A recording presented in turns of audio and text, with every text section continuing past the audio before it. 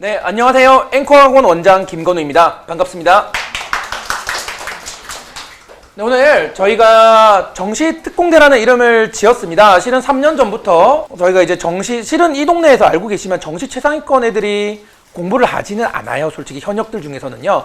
뭐 재수생들이야 최상위권 공부를 하는 친구들이 있겠지만 그 친구들은 보통 대치동 같은 데를 가고 있고, 하지만 현역 중에서도 저희가 매년 보면 학생들이 조금 생기부는 애매하고 학교 내신은 애매하고 또는 잘하다가 한번 삐끗하는 경우도 있을 수가 있죠. 실수를 해서 뭐 컨디션 문제도 있을 수가 있고, 내신 시험을 10번을 다 잘 보기가 힘들기 때문에 정시에 대한 어느 정도 생각을 가지고 있는 친구들이 많고, 그 친구들을 위해서 저희가 이제 재작년부터 어떻게 하면 좋을지 해서 우리 신유철 영어 원장님께서 영어 쪽은 이미 시작을 하였고요.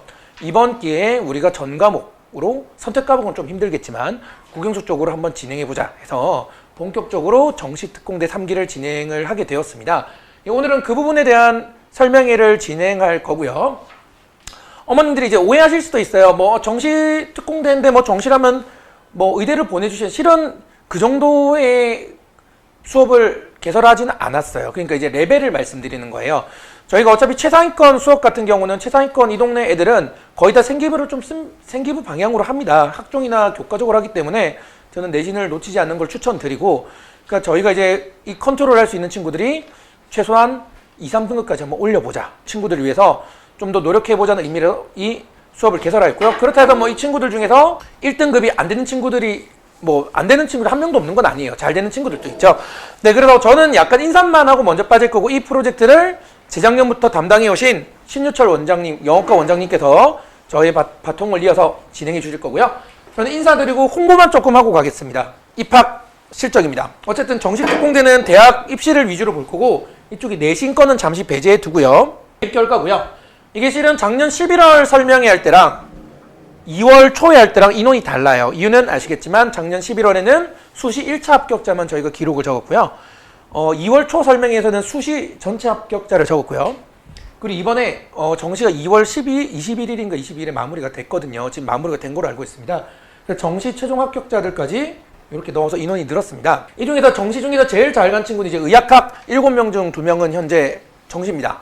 정시를 했고, 정시로 참고로 서울대는 한 명도 못 갔지만 연대까지 2명은 보냈습니다. 연대까지 2명은 보냈고, 그래서 여기 대부분이 보시면 알겠지만 결국 수시기는 해요. 대부분 수시기는 합니다. 대부분 수시기는 하고, 연대 고대 합쳐서 3명인가 2명인가 3명 이제 저희가 정시로 보내고, 실은 정시로 간 친구들 중에 여기가 많죠. 한양대가 조금 이번에 있었고요. 이 중경예시랑 그 외 인서울이라고 하지만 여기 인서울에 학생들이 가고 싶어하는 건동홍도 있습니다.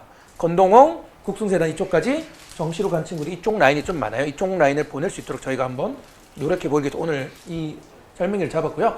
그리고 이과생들 중에서는 정시하면은 수리논술 생각도 좀 많이 하시잖아요. 그래서 수리논술 작년에 많이 저희가 보냈는데, 조금 슬픈 말이기도 하지만 수리논술은 수학을 잘해야 돼요. 다른 과목을 못하는데 수학만 잘한다. 왜 매우 좋습니다. 수리논술 같은 경우는. 근데 수리논술을 어머님들께서 항상 그걸 물어보세요. 그러면 수리논술은 언제부터 대비를 하면 됩니까? 이걸 항상 물어보시는데, 수리논술은 제가 정확하게 말씀드릴 수 있습니다. 7월부터 대비하면 됩니다. 그러니까 7월 전에 뭘 해야 되냐면 수학 실력을 높여야 됩니다. 예, 이게 굉장히 중요한데 3월부터 준비할 이유가 없어요. 제가 매번 느끼는 건데, 여기 의학학 합격한 친구 중에서 이제 논술 중에 제일 잘 간 친구가 중앙대 약대를 논술로 이번에 합격을 했거든요. 신일고 친구인데, 이 친구 같은 경우는 저랑 7월부터 나누고 9월부터 했어요. 그러니까 한 수업 한 4번 듣고 합격을 했어요. 합격하는 이유는 수학을 잘하기 때문입니다. 그러니까 수리논술은 70%는 수학 실력에 달려있고 나머지 15%는 서술하는 방법. 근데 서술하는 방법은 7월부터 공부해도 충분하다고 제가 말씀드리고 싶어요. 그래서 합격을 많이 시켰고, 올해도 이제 수리논술 관심 있으시면 요 정시특공대랑 함께 진행하면서 수학 실력을 쌓고 좌우에 수리논술까지 할 수 있게 제가 한번 계획을 짜보도록 하겠습니다. 그 다음에 이제 저희가 이제 4월에 또 이제 학부모님들의 응원에 힘입어 신일고 앞에 또 관을 세우게 되었습니다. 신일관을 제가 이제 정시특공대인데 왜 신일관을 얘기하세요? 물어보시면, 실은 신일고 친구들 중에 정시하는 애들이 많아서 그렇습니다. 여기 이제 신일고 학부모님들이 계실지는 모르겠는데, 신일고 같은 경우는 어쨌든 2학년 때부터 벌써 정시를 준비하는 친구들이 있거든요. 그런 친구들을 위해서 저희가 3월에, 이게 4월 개원인데 3월에 어떤 수업을 개설할 건지 저희가 의논을 할 거예요. 그래서 2학년 때부터 정시를 바라보는 친구들까지 한번 저희가 수업을 할 수 있게 개설을 해볼 의향이 있습니다. 그래서 요거는 이제 차후에 저희가 그 신일고 커리큘럼이 확정되면 한 번 더 안내를 드릴 예정입니다. 4월 개원이 확정되어 있는 상태입니다. 네, 그러면 저는 홍보 여기까지만 할 거고요. 정시특공대를 올해 벌써 3년차 동안 이끌어 오신 우리 신유철 영어과 원장님 모시겠습니다. 뜨거운 박수로 한번. 안녕하세요. 저는 앵콕 영어과 원장 신유철입니다. 제가 좀 전반적인 이 도약반을 설명을 해드려야 될 것 같아서 제가 이제 처음 시작을 하게 되었는데요. 일단 안내 문자는 이제 정시 특공대만 돼가지고 정시 전반을 다루는 걸로 아실까봐. 사실 저희가 이게 지금 3기째인데요. 이제 제가 이 학원에 온 지 2020년에 왔어요. 이제 코로나 시작할 때. 그때 이제 1학년에 했던 친구들이 이제 22년이 돼서 3학년이 되고, 그때 이제 그 친구들을 시작으로 이제 정시 특공대를 시작을 했었는데요. 자, 그리고 그래서 이제 재작년, 작년까지는 영어만 했었습니다. 근데 이제 올해 같은 경우에는 이제 수학이랑 국어랑 영어 선생님께서 좀 제가 가지고 있는 생각이랑 뜻을 좀 함께 해주셔가지고 좀 팀을 짜게 되었어요. 그래서 이제 도약반이라는 이름을 좀 정했습니다. 이건 제가 정하긴 한 건데요. 그 다음에는 일단 순서는 3등급이 갈 수 있는 인서울대학이랑요. 그 다음에 정시특공대 도약반을 좀 간략하게 소개를 하겠습니다. 그리고 이걸 좀 확실히 아셔야 되는데 지금은 정시 설명회가 아닙니다. 그러니까 저희가 정시 설명회는 추후에 마련을 할 거예요. 작년에도 그랬었고. 지금 같은 경우에는 오롯이 정시특공대 도약반에 맞춰진 설명입니다. 일단은 수능 3등급이 갈 수 있는 인서울대학인데요. 당연히 학생들의 그 가능성을 제한해서는 안 되죠. 근데 이제 통상적으로 이 기준을 나누기가 진짜 애매해요. 근데 일단은 통상적으로 한 3등급까지가 인서울로 칩니다.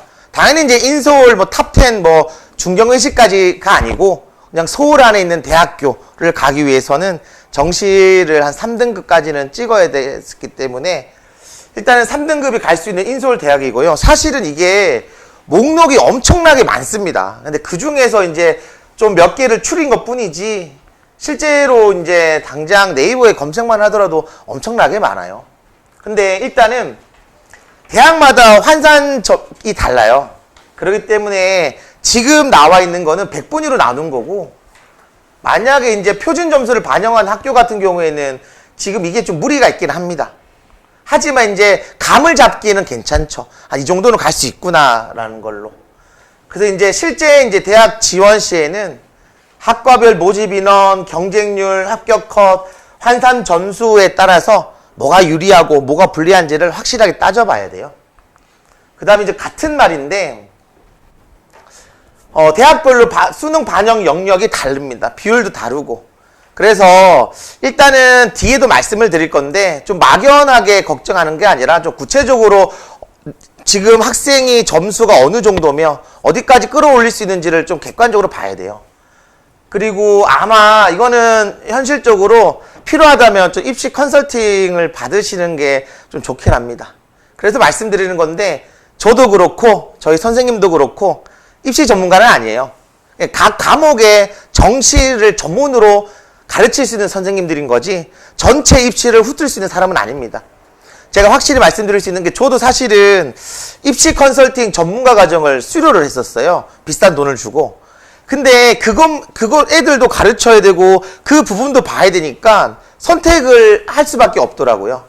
그러니까 학원에서 애들에게만 집중하는 선생님이 입시의 전문가가 되기엔 좀 힘듭니다. 그리고 선무당에 사람 접는 경우 많아요, 사실은. 대충 알고 있는 걸로 애들한테 던지고, 근데 그 애는 그 선생님을 믿고 따라갔다가 큰 코 다치는 경우가 있거든요. 그래서 가급적이면 컨설팅을 받으심이 좋고, 사실 객관적으로 학생 스스로가 자기 점수를 밝히는 게 제일 나아요.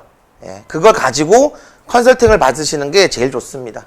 당연히 저희 선생님들께서는 각 과목에 정시를 확실하게 맡을 수 있는 분들이기 때문에 제가 이제 각 과목 정시 전문가들이라고 말씀을 드렸어요. 학교를 보시면 일단은 3등급이 이제 12%에서 23%입니다. 100분위로 따지면 88%에서 77%에서 88%가 3등급대예요. 그래서 이제 이렇게 있는데 여기 70% 컷이 있는데 이게 뭐냐면은 이제 만약에 건국대 기계공학부에서 100명을 갖다 치면 거기서 70등 하는 애들의 성적입니다. 그러면 70등 하는 애가 88%라면은 앞에 있는 그 70명은 거의 1등급 애들이 많죠. 그래서 건국대는 3등급 초반이긴 하지만 2등급이 좀 많은 걸로 볼 수 있고요. 점점 가면 갈수록 내려갑니다. 당연히 여기 있는 학교들은 죄다 이제 서울 안에 있는 곳이고요. 그러니까 명지대 같은 경우에는 70% 컷이 77.67이니까 얘는 약간 4등급이랑 가까이 있는데 인서울을 하게 된 거죠.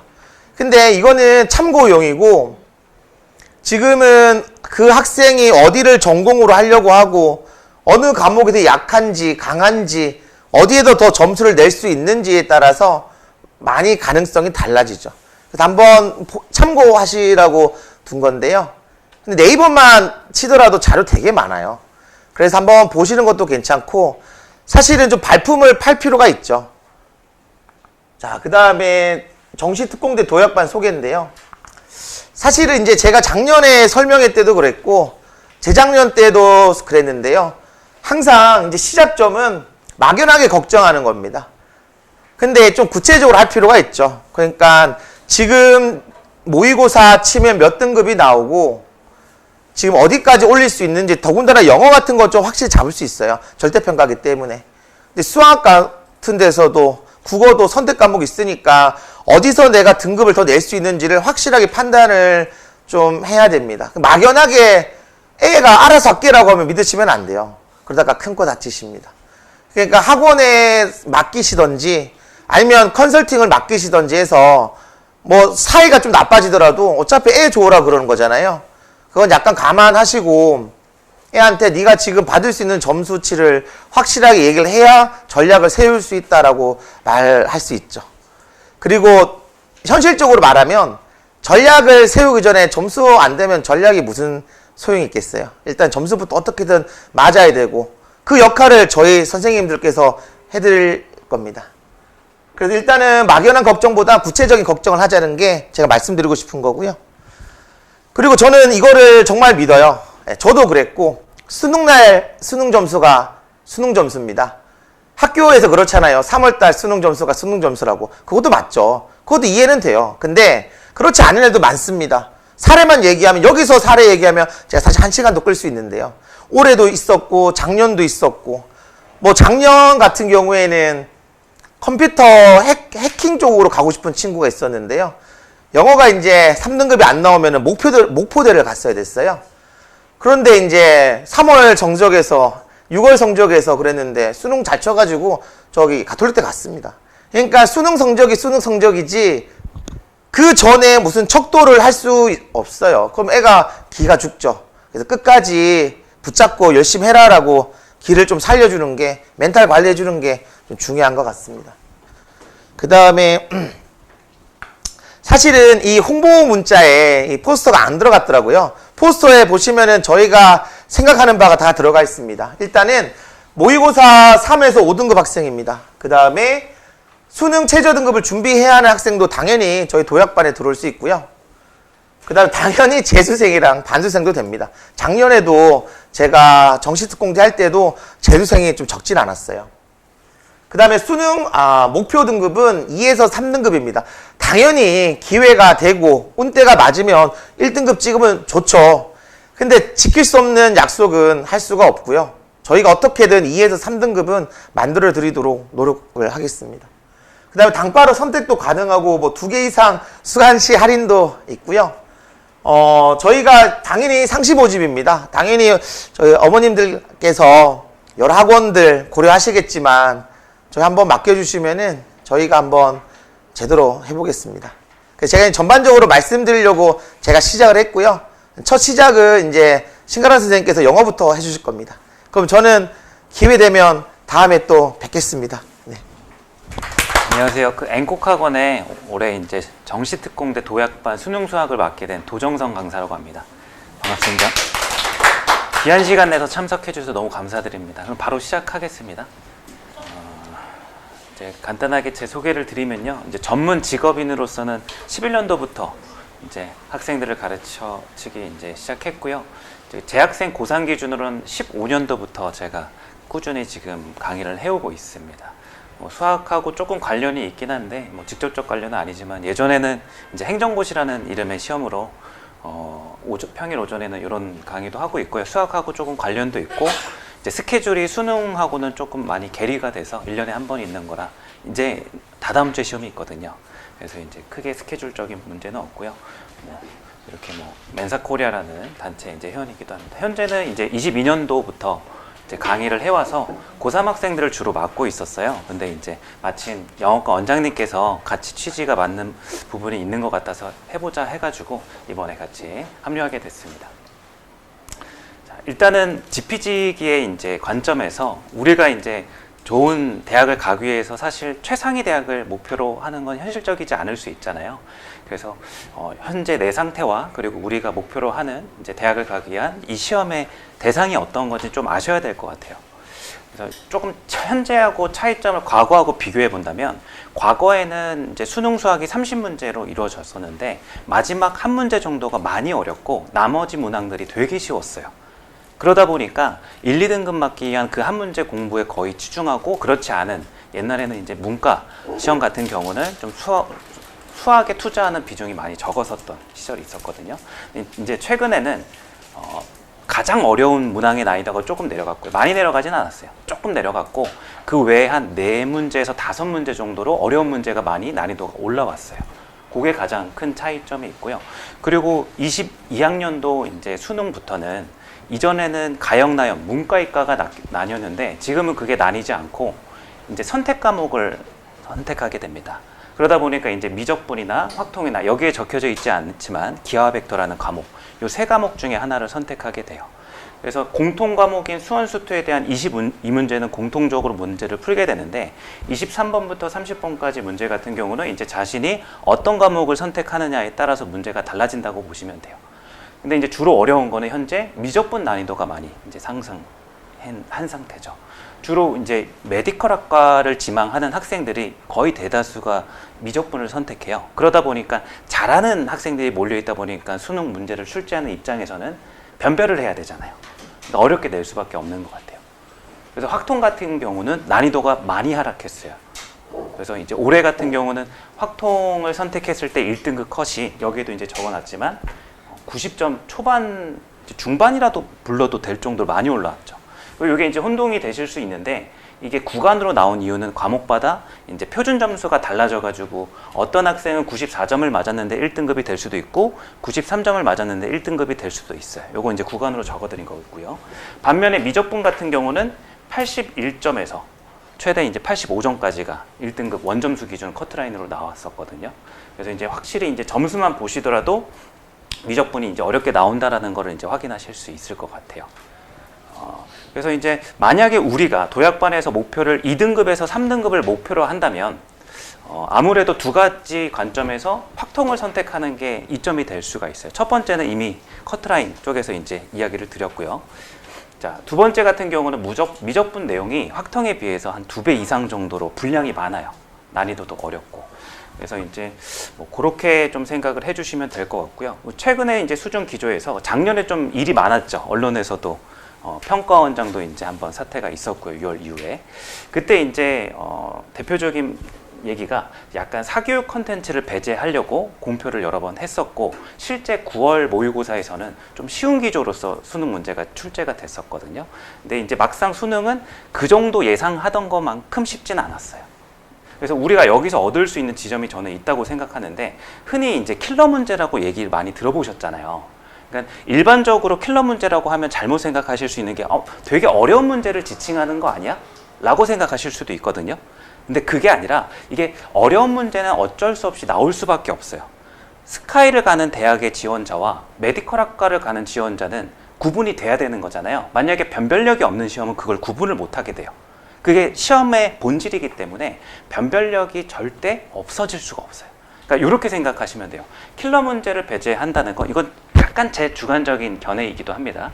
변별력도 물론 킬러 문제를 나누는 기준이 될 수 있지만 이 학교 교육 과정의 교과 과정에 충실해서 낸 문제, 그러니까 사교육을 이제 흔히들 강남을 위시한 실전 개념들이라는 것들이 되게 많이 있어요, 과목마다.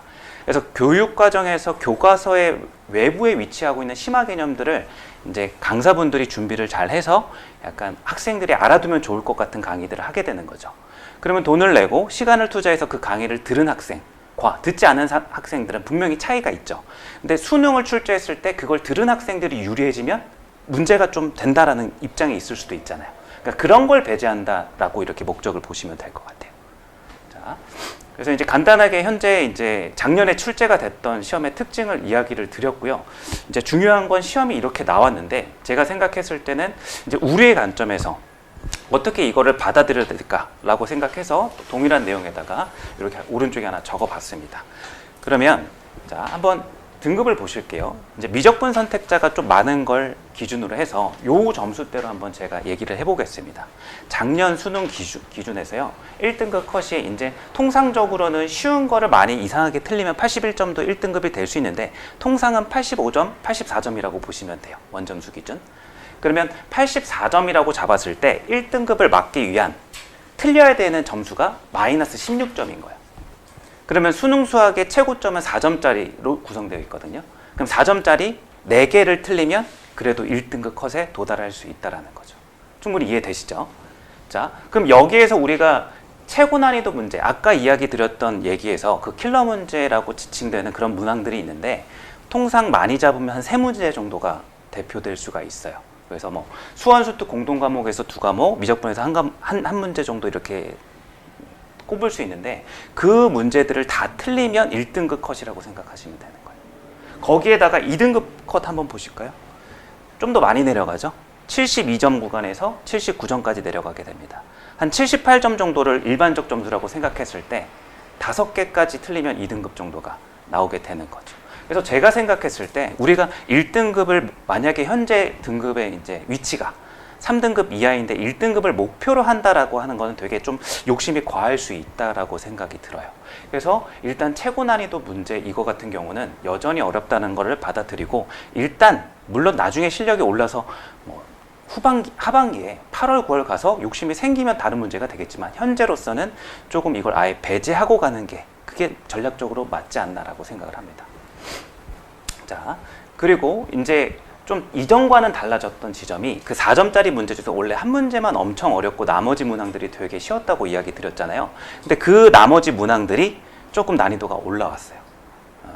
어떻게 보면 그럼으로 인해서 수학을 많이 투자를 해야 되는 요인이 된 것도 있고요. 이게 또 누군가에게서는 또 이게 안 좋은 부분이었을 수도 있어요. 왜냐하면 수학을 예를 들어서 2등급과 3등급 구분이 확실하게 돼야 되는데 나머지 문항들이 쉬우면 2등급, 3등급이 실력차가 있는데도 그게 변별이 안 돼서 억울할 수도 있는 그런 분들도 있겠죠. 그죠? 그래서 그거에 맞춰서 조금 변별력을 맞춘 것 같아요. 자, 그래서 아까 이야기 드렸다시피 미적분 난이도가 높아요. 아무래도 메디컬 학과를 지원한 학생들은 거의 다 미적분을 선택을 한다고 보면 되거든요. 그 학생들을 변별하기 위해서는 미적분을 어렵게 낼 수밖에 없을 것 같아요. 이제 그거를 이제 받아들이고 만약 지금 고3인데 선택 과목에 대한 선택이 조금 고민이 되거나 아직 시작을 안 했다면 확실히 확통을 하는 게 유리하게 됩니다. 실제로 등급도 한번 봐보시면 미적분 1등급하고 확통 1등급은 이제 난이도 때문에 점수 차가 많이 난 건데 10점 이상이 나죠. 이렇게 보시면 이제 84점, 뭐 94점 이렇게 잡으면 이제 한 10점 정도가 차이가 나는데 2등급으로 오게 되면 한 78에서 한 84점 정도 조금 줄어들어요. 그래서 오히려 내가 목표가 1등급이 아니라 한 2등급, 3등급이 목표다 그러면 확통이 점수 컷으로나 분량적으로나 조금 유리합니다. 자, 그리고 이제 구체적으로 좀 들어가서 제가 한번 얘기를 드려볼게요. 여기에서 이제 제가 핵심적으로 하고 싶은 이야기는 이거예요. 전략적으로 가자는 건 조금 이해를 하셨을 거라고 생각을 합니다. 그래서 교과 개념의 중심에 학습을 해야 되는데 이제 여기에서 뭐 단순히 문득 제가 한 얘기가 이렇게 결론에 이어지니까 무슨 얘기인지 아마 모르실 것 같아서 좀 구체적으로 문항들을 보면서 이야기를 드려볼게요. 그 아까 PPT 그거 그래서 제가 이제 화면을 요걸로 해야 되나요? 네, 알겠습니다. 자, 이게 실제 작년에 출제가 됐던 수능 시험지입니다. 30문제로 구성이 되어 있고요. 선택 과목 제외하면 이제 22문제가 공통 문제예요. 그래서 제가 확통을 선택하는 학생들이 있을 거고 미적분을 선택하는 학생들이 있을 거라서 일단 수원수투 공통 기준으로만 얘기를 드릴게요. 자, 이 문항들을 1번부터 보시면 이게 수능이고 전국에 있는 고3 수험생들과 N수생들 이 학생들이 전부 다 보는 거기 때문에 아주 쉬운 문제부터 어려운 문제까지 구성이 당연히 되어 있겠죠. 그죠? 그럼 제가 기준을 이야기를 딱 3개를 나눠 드릴게요. 현재 고1, 2 학생들은 고등학교 2학년 때 수원수투를 내신에서 이미 하고 옵니다. 그리고 수원수투 과목 같은 경우는 수능 출제 범위이기도 하죠. 그러면 수원수투 공통과목 같은 경우는 고3 학생들이 아니라 고2 학생들이 2학년 내용이 끝나고 나서 시험을 봐도 문제를 푸는 게 당연한 거예요. 그죠? 못 맞출 수는 있겠지만 이해되시죠? 그럼 제가 구분을 해놓을게요. 내신 과정에서 어떤 학생은 교과서만 충실히 하는 학생도 있어요. 그리고 어떤 학생은 교과서 외에 유형사 한 권을 꼼꼼하게 N회독하는 학생들이 있어요. 좀 더 여기서 더하면 심화 문제를 엮어놓은 심화 교재 아니면 기출서 있죠, 모의고사. 그런 것까지 보는 학생들도 당연히 있겠죠, 그죠? 자, 제 기준은 1단계는 이겁니다. 이 문항들 중에서 교과서만 그냥 몇 회독만 해도 풀 수 있는 문제들을 알려드릴게요. 자, 문제를 풀려고 긴장 안 하셔도 됩니다. 이거 풀 거 아닙니다. 당연히 아시겠지만 전부 다 교과서에 있는 문제들입니다. 마찬가지입니다. 아직 점수는 3점대인 걸 보시면 확인하실 수 있을 거고 수능 수학 문제에서 3점까지는 정말로 2학년 학생들은 다 맞습니다. 내신을 착실히 해왔다면. 마찬가지로 8번, 9번, 10번까지도 교과서로 충분히 커버가 가능합니다. 거의 유사한 문제들이 있습니다. 이제 여기서 11번 같은 문제가 유형서 정도는 봐줘야지 비슷한 문제를 풀어볼 수 있게 됩니다. 그 유형서도 내신 기준은 적게 공부하는 거예요. 그럼 이제 12번부터 여기서 문제부터가 그냥 일반적인 내신 대비를 하기 위해서 우리가 공부했던 문항들에서 조금 모양을 벗어나요. 당연히 변별력을 위한 조치겠죠. 그렇지만 난이도를 따졌을 때 생소할 뿐이지 방금에 이전에 풀었던 이 문항들하고 크게 차이가 나지 않아요. 그러니까 차이점은 이거예요. 익숙하냐? 생소하냐? 그죠? 그럼 이제 12번부터가 어떻게 보면 고3 수능 수학을 공부를 하기 위한 새로운 컨텐츠가 필요한 문제가 되는 거예요. 자, 그럼 마찬가지 13번과 14번도 이것도 실전적으로 고3에서 새롭게 이제 공부를 좀 해야 돼요. 만약에 아까 이야기 드렸던 고2 때 기출서를 좀 미리 봤던 학생들은 풀 수 있었겠지만요. 그리고 이제 15번이 요게 아까 이야기 드렸던 그 킬러 문제로 지칭되는 좀 이제 차라리 버리는 게 나은 그런 문제에 해당이 됩니다. 자, 지금 이제 한번 문항을 세워볼까요? 12번, 그 다음에 13, 14, 15번 객관식에서 총 4문제가 교과서랑 아주 기본적인 유형서 한 번만 풀었다면 이 4문제 빼고는 풀 수 있는 문제라는 거예요. 자, 이제 주관식으로 넘어가 볼게요. 단답형 16번 교과서입니다. 17번 교과서입니다. 18번도 요것도 교과서 하나 봤다면 비슷한 문제 풀었을 거고 이제 19번 정도 되면 유형서 정도는 봤어야지 유사한 문제를 봤을 거예요. 내신 대비 기준입니다. 고3이 절대 아닙니다. 자, 여기에 20번하고 이제 21번 그리고 22번 같은 경우는 20번 같은 경우도 그 유형서입니다. 21번하고 22번이 아까 이야기 드렸던 이제 고3에 올라와서 실전 개념을 이제 공부를 하면 좀 도움이 되는. 그리고 이거는 뉴스에서 한번 접해 보신 분들이 더 많으실 거예요. 22번. 요게 작년에 정답률이 1%대였던 뉴스에서 보셨나요? 그죠? 그런 이제 킬러 문제가 나왔어요. 조금만 이거 조금 요 얘기랑 관련이 없을 수도 있는데 킬러 문제를 조금만 이야기를 해드리자면요. 이 문항 22번과 15번이 변별력이 절대 낮아진 게 아니에요. 왜냐하면 킬러 문제 보통 지칭되는 문제 정답률이 낮을 때도 한 3% 정도는 되거든요. 5% 이 정도. 근데 1%가 나왔다는 건 오히려 정답률만 봤을 때 얘가 킬러가 아니면 누가 킬러겠어요? 이런 소리가 당연히 나올 것 같잖아요. 근데 이제 제가 요것도 약간 주관적인 견해입니다. 이 문항의 풀이를 들어가서 봤을 때 이 문제는 흔히 강남으로 위시되는 이런 실전 개념들 강의가 되게 많잖아요. 그런 개념들을 꼭 알아야 풀 수 있는 문제가 아니라는 거죠. 흔히 학원에 어떤 시험이든 간에 요령을 빼놓고 얘기할 수는 없어요. 그럼 굶어 죽어요, 사실. 맞죠? 그러니까 모든 시험은 요령이라는 게 있어요. 그러니까 이런 어려운 문제 난이도에도 이러한 요령들의 어떤 특수한 상황들이 있는데 그런 거에 상황이 안 맞게 된 거죠. 그러니까 오히려 되게 착실하게 경우의 수를 따져가면서 푼 학생들이 실력 있는 학생들이 푼 문제지 이거를 특수한 상황에 오히려 대입해서 풀면 익숙한 대로 풀면 틀리게 돼 있는. 저는 이 정답률이 굉장히 낮은 이유가 거기에 있다고 봐요. 분명히 큰 틀에서는 익숙한 유형이거든요. 함수를 찾는. 근데 그 함수 찾는 답이 관행적으로 그런 특수한 상황이 어긋나 버려가지고 정답률이 내려간 것 같아요. 그래서 오히려 이 문제 같은 경우는 그런 학습을 위주로 한 학생들이 불리했던, 약간 저격했던 문제 아닌가. 물론 제 주관적 견해도 있습니다. 근데 이제 뭐 그런 거다 있죠. 그래서 이 22번 아까 봤던 15번 문제와 같은 부류로 킬러 문제로 뽑히는 게 좋을 것 같아요. 그리고 15번 같은 문제는 단순한 문제예요. 그냥 최근의 추세가 적성 시험이 학생들의 그냥 두뇌 수준을 대놓고 물어보는 문제들이 있어요. 그러니까 어떤 특별한 아이디어가 아니라 용량을 많이 주는 거죠. 계산이 아니라 경우의 수를 많이 주고, 그리고 수학적으로 풀리는 게 아니라. 그래서 그런 것들을 이제 교수님들 입장에서는 그런 걸 내니까 변별이 잘 되더라, 쉽게 되는 거예요. 그런 문제가 아까 15번 문제 같은 스타일이라고 보시면 돼요. 자, 다시 이제 본 얘기로 한번 돌아와 볼게요. 그러면 이 단답형 문제에서 4점짜리 이제 우리가 유형서라고 하는 내신 대비 기준으로서 흔히 보는 교재 외에 틀려도 되는 문제가 여기서 2문제가 발생하게 됩니다.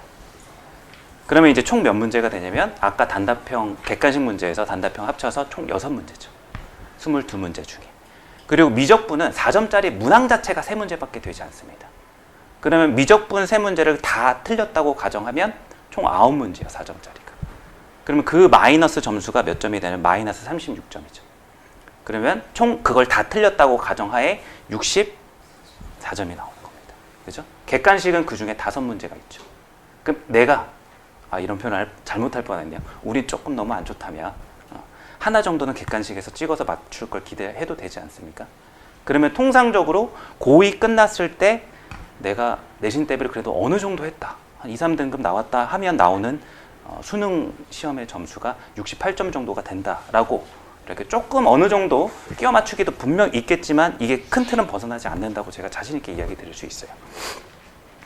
자, PPT로 한번 다시 돌아가 보겠습니다. 지금 여기에는 기록을 해놓지 않았는데 3등급 같은 경우는 여기서 마이너스 10점 정도를 해주시면 돼요. 그러니까 미적분에서 지금 2등급 컷이 한 78점 정도로 보시면 되잖아요. 그럼 3등급 컷은 68점 전후의 구간으로 형성되어 있어요. 자, 제가 조금 이게 학생들 입장에서는 좀 불편한 얘기일 수도 있는데 지금 현재 우리를 알고자 한 얘기가 좀 길어졌는데 결국 이 얘기를 하고 싶었던 거예요. 지금 현재 3등급이 안 나온다는 건 고1, 2 학습이 좀 안 돼 있다 라는 게 현재 자기 분석입니다. 우리가 목표하는 게 2, 3등급이기 전에, 그러니까 지금 현재에서 우리가 해야 되는 거는, 자, 하나 더 이야기를 드릴게요. 만약에 우리가 잘못 생각하고 그런 대부분의 학생들이 사실 3등급 공부를 못하는 축에 속하지 않아요. 20% 초반대 학생들이 공부를 절대 못한다고 얘기를 하는 건 흔치 않아요. 우리의 욕심이 많아서, 목표치가 높아서 그런 거죠. 그죠? 근데 그런 학생들이 이제 공부를 할 때 어디에 따라가게 되냐면 자기보다 잘하는 학생들을 따라가게 돼 있어요. 흔히 아까 이야기 드렸던, 이제 보편적으로 지금은 인강을 되게 많이 보죠. 일타 선생님들도 되게 많으시고. 근데 거기 그 강남 쪽에 이런 컨텐츠들은요, 상위권, 이미 중학교 때 미적분이나 확통 선택 과목까지 정해놓고 몇 바퀴 돌린 학생들이 되게 많아요. 그리고 N수생들도 있죠. 그럼 그 학생들의 목표는 뭐냐면 1등급이 목표가 아니에요. 만점이 목표예요. 이미 하나, 2개 틀리고 어쩌다 만점을 받는 학생이 안정적으로 만점을 받고 싶어하는 학생이 있어요. 그런 층이 있다고요. 보통 메디컬 학과를 이제 지원하는 최상위권 학생들이죠. 그럼 그런 학생들을 위한 컨텐츠가 있을 거 아니에요, 흔히 말해서. 그러면 그런 학생들을 보고 쫓아가는 게 그 아래 상위권 학생들이에요. 1등급이 안정적으로 나오는 학생들. 그럼 그걸 쫓아서 가는 게 뭐냐면 2등급, 3등급 학생들이 그걸 따라하게 될 수밖에 없는 거죠. 약간 낙수효과처럼 뭔가 최상위권 학생들은 자신한테 맞는 이런 컨텐츠를 누리는 게 맞는데 그게 잘못된 건 아니잖아요. 모르는 입장에선 그렇게 잘못 따라갈 수 있다는 거예요. 그럼 대부분의 학생들이 나오는 등급이 어떻게 나와요? 4등급, 5등급이 나오는 거죠. 현실의 수능 날에. 되게 아이러니하지 않아요? 제가 분명히 이야기 드렸을 때는 수능 문제를 이렇게 간단히 분석해 봤을 때는 교과서랑 그냥 유형서 아무거나 얇은 거나 풀어도 3등급은 나올 것 같은데, 근데 현실의 대다수는 3등급조차도 잘 안 나온다는 거예요. 그럼 뭐가 문제냐? 자신의 현 위치를 인식을 하지 못하고 자신한테 맞지 않는 공부를 계속 수능 날까지 해오는 게 굉장히 많다는 게 제 견해입니다. 좀 위험한 얘기일 수도 있어요. 자, 최종적인 결론은 내가 수능을 잘 보는 것만 생각을 할 게 아니라 너무나 냉정하지만 요새 메타인지라고 하지 않습니까? 자신에 대해서, 자신의 위치에 대해서 분석하는 게 수능을 분석하는 것보다 가장 중요한 첫 번째라고 생각을 합니다. 그 일반적인 N수생들의 커리를 가보면요, 보통 4단계로 나눠져 있어요. 흔히 접할 수 있는 컨텐츠가. 첫 번째가 뭐냐면 아까 이야기 드렸던 유형서 제외하고 실전 개념부터 시작을 해요. 그게 1, 2월 달에 진행이 돼요. 그러니까 실전 개념이라고 해서 여러 가지 명칭들을 많이 접해보신 적이 있으실 거예요. 근데 그건 어디까지나 교과 내용이 탄탄할 때 그걸 얹었을 때, 어떻게 보면 그것들은 아까 얘기했던 심화 주제거든요. 안 나올 가능성이 많아요. 교육청에서 그걸 다 검토한단 말이죠. 이게 득이 안 되도록. 심화 주제의 장점은 딱 2가지예요. 그걸 함으로써 기본 개념에서 심한 개념으로 넘어가면서 공부 자체가 되는 것도 물론 가장 긍정적인 면이죠. 근데 2번째가 그게 유사한 게 나왔을 때 유리해지는 건데 출제하는 평가원에서는 항상 그런 걸 검토한다는 겁니다. 그리고 그 이후에 쭉 N제라고 해서 수능 기출 이제 끝났다 가정하에 새로운 문항들을 만들어내요. 좋은 문제가 나올 가능성이 이제 되게 현격히 줄어들어요. 예산적으로나 자원이 풍부하지 않아서 수능 문제 같은 경우는 평가에서 낼 때 되게 투입이 많죠. 돈도 그렇고 인력도 그렇고 그렇죠. 문제가 좋을 수밖에 없고요. 그렇지 않은 이게 이제 하나의 팀, 사설팀이 이제 내게 되면 문제질이 떨어질 수밖에 없거든요. 괜히 이제 제 생각인데 그런 것들을 해야 되는 학생들은 뭐냐면 밑바닥부터 잘 차고 올라온 학생들이 더 이상 할 거 없을 때 그거라도 하면 이제 효용이 생기는 거예요. 그럼 지금 현재 대부분의 학생들은 뭐냐면 그런 컨텐츠 기준으로 봤을 때 의미가 있는 그런 초반부 수업밖에 없다는 거죠. 그리고 수학은 다른 과목하고 다른 게 역사를 공부한다고 비교했을 때 고려시대를 공부할 때 조선시대 공부할 수 있잖아요. 병행이 가능하다는 건데 수학은 그게 절대 안 된다는 거죠. 탑을 쌓는 과목이에요. 그래서 이런 기초적인 이 개념에 대한 학습과 기본 문제 유형 학습이 완벽하지 않다면 그 위에 쌓는 건 허물어지게 돼 있어요. 그래서 대부분이 현실적으로는 뭔가 다 들고 다니는 책은 누구나 들고 다니는 책을 다 들고 있어요. 누구나 듣는 강의를 다 들어요. 근데 현실은 4, 5등급이 그렇게 많다는 거죠. 그래서 제가 이야기 드린 건 다시 돌아와서 이 얘기를 좀 길게 이야기 드렸던 겁니다. 교과 개념의 중심의 학습을 욕심을 버리고 하셔야 돼요. 그리고 이것들은 흔히 수험생들이 접할 수 있는 이런 컨텐츠에서 멀어져 있어요. 강남 쪽에서는 3등급 이하 학생들을 대비하기 위해서 도움이 되는 강의가 그렇게 많지가 않아요. 그러니까 없다는 건 아닙니다. 있어요. 근데 그게 한 스텝이라서 문제인 거예요.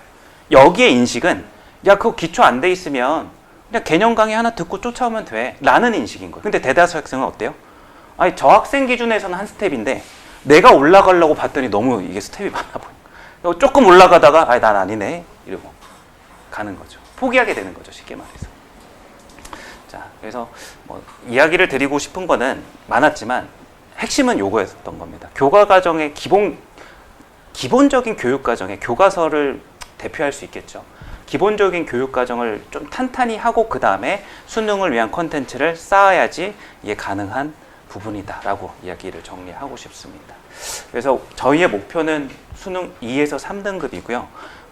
제가 이제 기준을 나눴던 건 3월과 그래서 6월 사이에서는 좀 기출 교재를 이제 사용할 거고 수업에서는 제 자료를 위주로 수업을 하겠지만 너무 이제 어려운 문제를 조금 배제하고 이 기본을 확실하게 갈 예정입니다. 그러고 난 뒤에 아까 이야기 드렸던 아예 안 볼 수는 없잖아요. 2등급을 목표로 한다면 킬러 문제 제외하고 아까 객관식 4개, 단답형에서 1개 있잖아요. 총 5개 중에 2개 정도는 맞춰야 이제 2등급에 도달을 할 수 있는 거거든요. 그래서 이제 그거에 대한 대비도 분명히 이루어져야 되기 때문에 하반기에 이제 다시 한번 다지면서 그 내용도 컨텐츠가 진행이 된다라고 생각해 주시면 될 것 같아요. 어떻게 보면 되게 부족한 걸 수도 있어요. 일반적으로 수능을 대비하기 위한 컨텐츠는 이 다음에 이런 게 있다고 보시면 돼요. 수능 실전 개념 뒤에 심화도 하나 더 있고 새로운 문제 N제도 있고 파이널 모의고사, 실전 모의고사 쭉쭉쭉 있는데 현재 만약에 등급이 3등급 이하라면 그런 거는 올해는 아예 볼 생각을 안 하시는 게 전략적으로 맞다. 그래서 기본만 아시겠지만 사실 시험뿐만이 아니잖아요. 기본만 잘해도 중상은 갑니다. 그런 전략으로 가시는 게 옳지 않나라고 생각합니다. 이 정도까지 이제 이야기를 드리고요. 이제 수학 같은 경우는 선택 과목도 있고 비중이 좀 있다 보니까 수원수투의 공통 과목은 매주 수요일 날 이렇게 진행이 되고요. 그다음 미적분 선택자는 금요일, 확통은 일요일 날 시간대가 이렇게 구성되어 있습니다. 대상 학생은 이제 3등급에서 5등급 학생이고요. 제가 여기서 드리고 싶은 얘기는 이제 다 한 것 같습니다. 혹시 질문 사항이 있으실까요?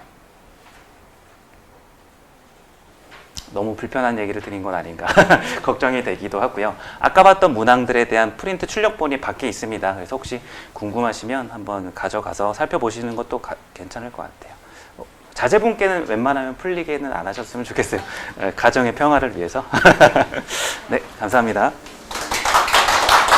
안녕하십니까. 전 앵콕학원에서 영어 수업하고 있는 신가람 강사입니다. 정시특공대 영어 설명회 시작해 보겠습니다. 제가 말씀드릴 내용의 순서는 이렇게 되고요. 제 소개를 다시 드리자면 저는 이화여자대학교 영어영문학과 졸업하고 올해 강사 경력 8년 됐습니다. 그리고 올해 정시특공대 영어 수업을 담당하게 되었고요. 제일 궁금하실 내용일 것 같습니다. 작년 시험에 출제 경향이 어떻게 됐는지 분석 내용 말씀드려 보겠습니다. 6월, 9월 평가원 2번의 시험과 수능 시험이 작년에 있었는데요. 보시면은 1등급 비율이 9월 시험과 수능 시험에서 4%로 이렇게 줄어든 거를 확인해 보실 수 있습니다. 가장 좀 눈여겨볼 내용이라고 먼저 말씀을 드리고 싶고요. 보통 영어 시험은 1등급이 7, 8% 나오는 게 평균적인데 1등급이 이제 4%로 나왔다라고 하는 건 좀 어려운 시험이었다라고 그렇게 언론에서도 많이 말하고 있는데 좀 특이한 점이 하나 있습니다. 그럼 시험이 어려웠으면은 1등급이 줄어든 만큼 2등급이랑 3등급도 줄어들어야 하는데 2등급, 3등급 비율을 보시면은 늘어난 거를 확인하실 수 있고요. 왜 이런 일이 일어났는지에 대해서 제가 뒷부분에서 좀 더 자세하게 말씀드리겠습니다. 저는 6월 평가원 시험은 이전 고3 영어 시험이랑 비슷하게 나왔다고 생각이 됩니다. 추상적인 소재로 문장이 길게 구성이 되어 있어서 해석이 어려운 그런 지문들로 문제가 많이 출제가 되었었고요. 근데 중간에 이제 킬러 문항 배제해라 이런 지침이 있고 난 후에 9월 평가원부터는 시험이 좀 바뀌었습니다. 어려워지기는 했지만 성격이 좀 달라졌고요. 해석이 막 엄청 어렵다라기보다는 선택지를 고르는 게 어려운 시험으로 이렇게 바뀌었습니다. 이전에는 매력적인 오답 선택지라고 하는 게 영어 시험에서 그렇게 많지 않았었는데 9월 평가원이랑 수능 문제에서는 매력적인 오답 선택지가 많은 그런 문제들이 있었고요. 저는 이 부분에서 영어 실력이 중하위권인 학생들이 입시에 있어서 수능 영어를 좀 기회로 잘 활용할 수 있는 그런 지점이 있다고 생각이 되는데요. 왜 그러냐면은 일단 해석이 엄청 어렵지 않다라고 하는 건 이전 시험과 비교해 봤을 때 해석 공부를 하는 양이 줄어들었다라고 하는 거랑 같은 이야기라고 생각해 주시면 됩니다. 대신 선택지를 고르는 그런 연습을 많이 하고 문제풀이를 해야 되는 시간이 늘어나기는 하겠죠. 근데 선택지를 고르는 거는 영어로 생각을 하지 않고 한국말로 생각을 해도 되는 부분이기 때문에 중하위권 학생들의 경우에는 이번에 작년 시험처럼, 작년 수능처럼 이번에도 6월, 9월 평가원을 봐야 되겠지만 그런 출제 기조로 수능이 출제된다면은 영어 공부는 좀 할만하지 않을까 저는 그렇게 주관적으로 생각을 하고 있고요. 수능 문제를 조금 더 자세하게 말씀을 드리자면 저는 어려운 문제가 2문제였다고 생각합니다. 정답률이랑 상관없이 제 그냥 주관적인 생각이고요. 33번 문제는 정답률도 제일 낮은 문제이기는 했고 39번 문제는 두 번째로 정답률이 낮은 문제는 아니었는데요. 제가 이렇게 두 개를 꼽아봤는데 이유는 33번 문제는 제가 생각했을 때 생각을 제일 많이 해서 풀어야 되는 문제였어서 이렇게 꼽아봤고요.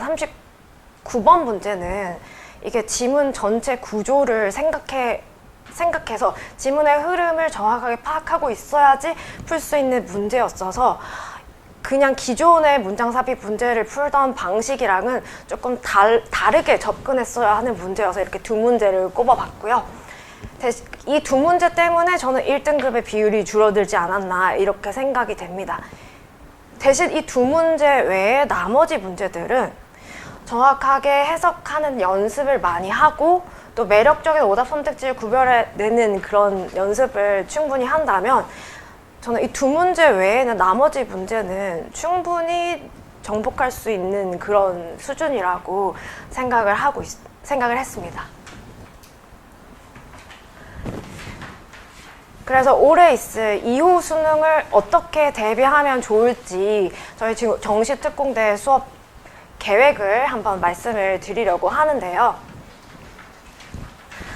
첫 번째는 듣기 부분입니다. 그 100점 만점에서 듣기는 보통 37점 정도 그렇게 배점이 되는데요. 저는 듣기는 정확하게 문장 구조 분석하는 연습을 많이 하면 듣기 실력이 저절로 따라오는 거라고 생각을 하고 있습니다. 듣기를 따로 시간을 내서 공부를 한다라기보다는 차라리 그 시간에 문장 구조를 정확하게 분석하는 연습을 많이 하면 자기도 모르게 듣기의 정답률이 올라가는 그런 일이 있을 것이고요.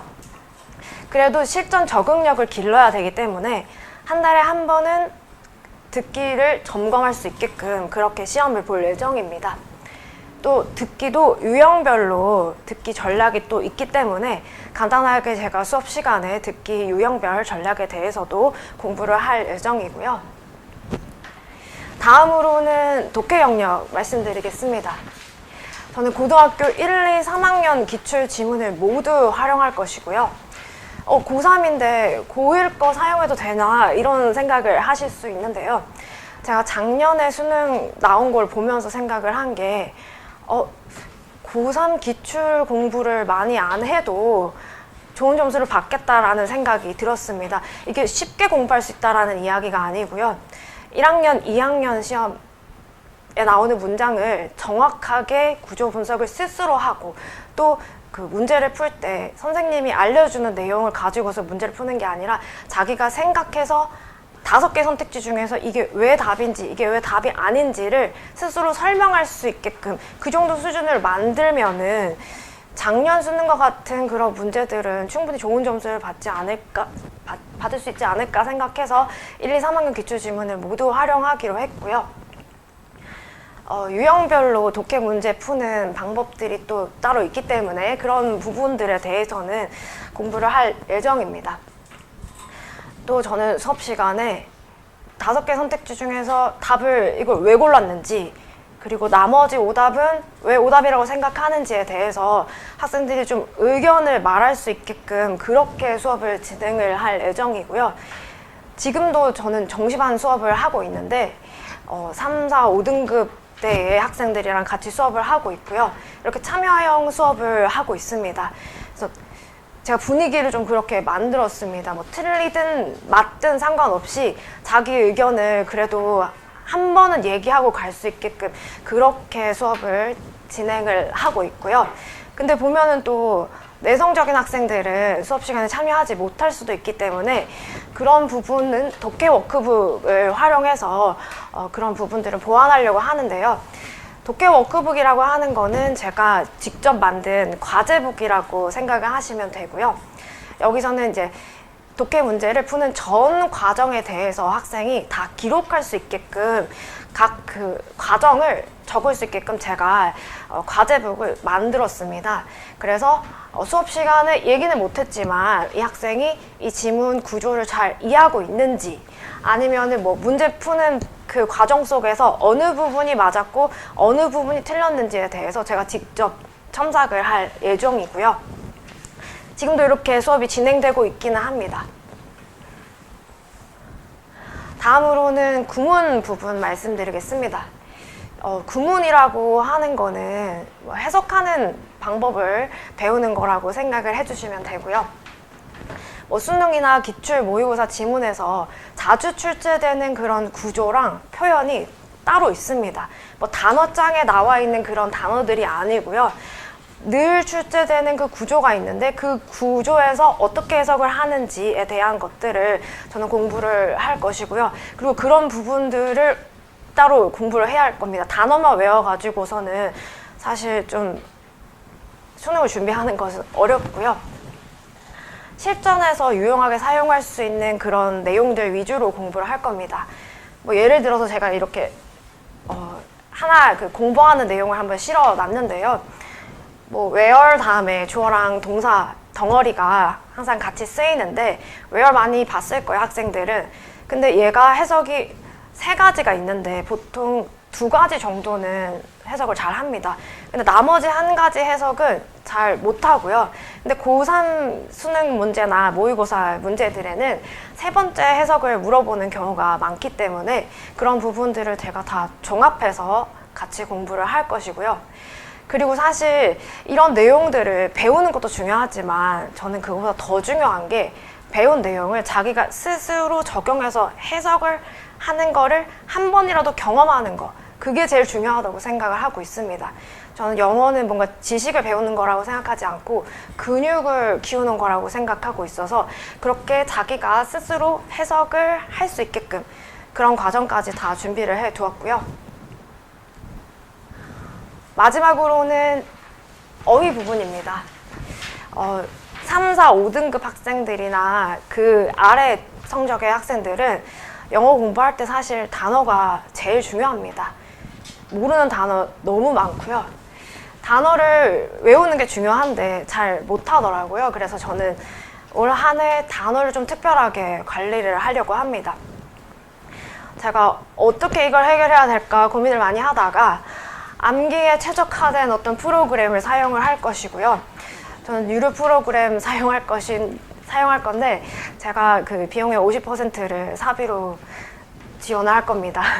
3월에 저희 수업 등록한 학생들의 경우에만 이 이벤트를 진행을 할 것이고요. 단어장은 제가 직접 편집해서 자체 제작한 단어장을 사용할 겁니다. 내용은 EBS 연계교재 중에서 수능에 중요한 단어들만 제가 따로 추렸습니다. 모든 단어를 다 공부할 필요는 없다고 생각합니다. 내신을 준비하는 게 아니기 때문에. 그리고 제가 지금까지 계속 모의고사 수업을 해오면서 수능 수업 해오면서 해석을 물어볼 때마다 맨날 틀리는 단어, 표현들이 있습니다. 정말 중요한데 이렇게까지 계속 틀릴 수가 있나 싶을 정도로 계속 틀리는 그런 단어들이 저도 이제 어느 정도 데이터가 많이 쌓여서 그런 단어들만 모아서 어휘랑 구문 다 같이 공부할 수 있게끔 그렇게 단어장을 준비를 했고요. 뭐 예를 들어서 identify라고 하는 단어가 있는데 이 단어가 정말 많이 나오는데 제가 이번에 방학 때 수업 할 때만 하더라도 한 5번, 6번 나온 것 같은데 계속 모르더라고요. 얘가 identify만 나왔을 때랑 identify랑 전치사 with랑 같이 나왔을 때랑 해석이 다른데 그걸 5번을 얘기해줘도 5번을 다 모르는 학생들을 보면서 이런 단어장들을 제가 그냥 직접 써야겠다 생각을 해서 준비를 했고요. 올 한 해 단어를 좀 특별하게 관리를 할 예정입니다. 마지막으로는 저희 수업 세부 정보 안내드리면서 마무리하겠습니다.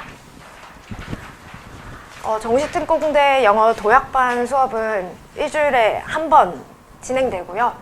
일요일 오전에 10시부터 오후 2시까지 4시간 수업이 진행이 됩니다. 수강수 예상은 3, 4, 5등급 학생으로 정해봤고요. 목표는 수능에서 2, 3등급 점수를 확실하게 받는 것입니다. 저는 6월까지의 커리큘럼을 이미 지금은 정했는데요.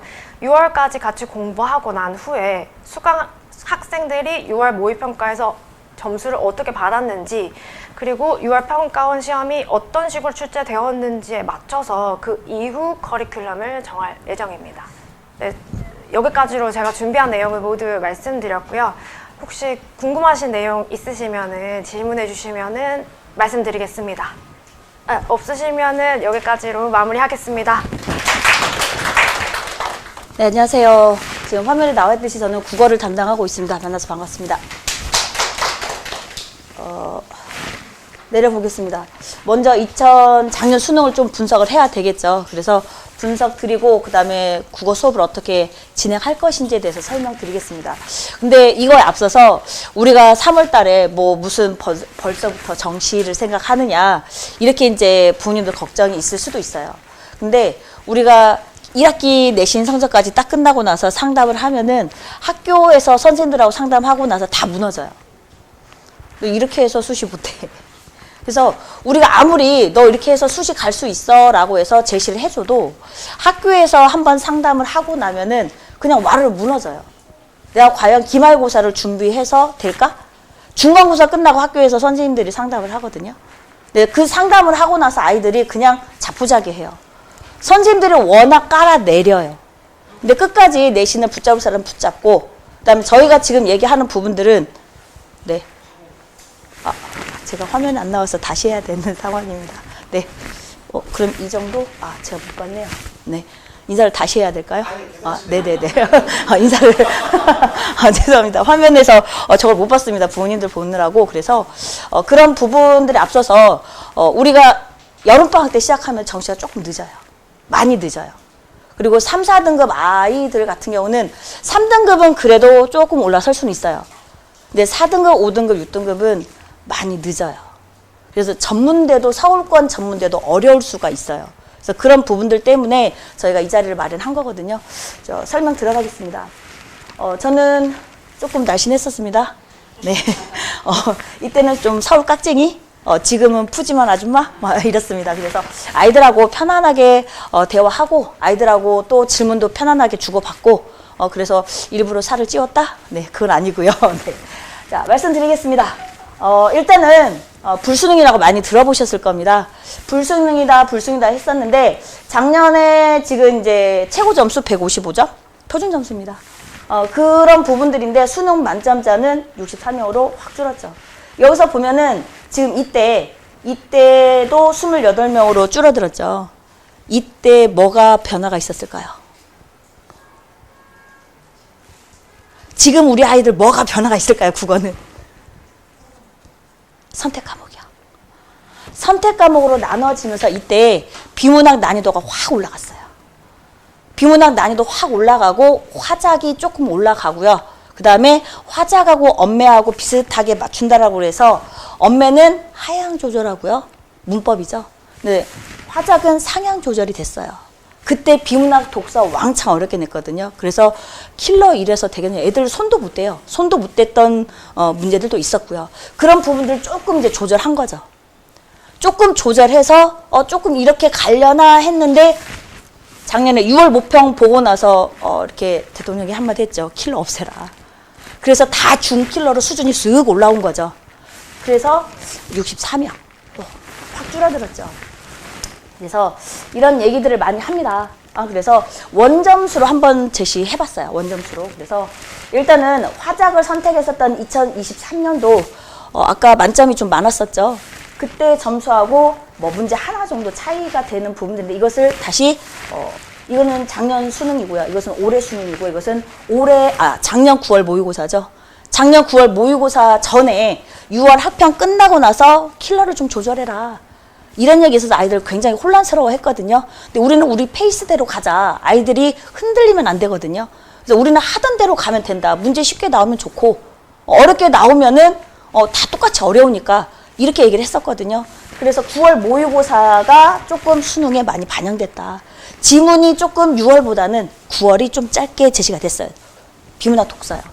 계속해서 비문학 독서 하다 보니까 아이들이 비문학 독서는 시간 안에 못 풀어요. 그래서 이번에 수능의 점수가 떨어진 부분은 문학이 어려웠다. 문학도 어렵게 조절이 되긴 했어요. 근데 아이들 시간 조절해서 실패했어요. 우리가 문제를 풀 때, 수능을 풀 때 어떻게 훈련을 할까요?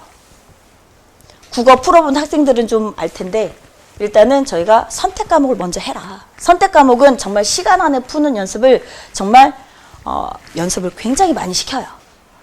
그렇게 시간 안에 푼다. 11문제를 도대체 우리 아이들은 어떻게 풀어낼까요? 상위권 1등급 아이들은 10분 걸려요. 혹은 빠른 아이들은 화작을 8분에도 풀어요. 그러면 훨씬 여유롭게 뒤에 가서 문학이나 비문학 독서를 풀겠죠. 언매도 마찬가지예요. 언매도 상위권 아이들은 문법을 이론을 볼 필요가 있을까요, 없을까요? 그냥 예문 선택지 보고 그냥 화르르 문제 풀어요.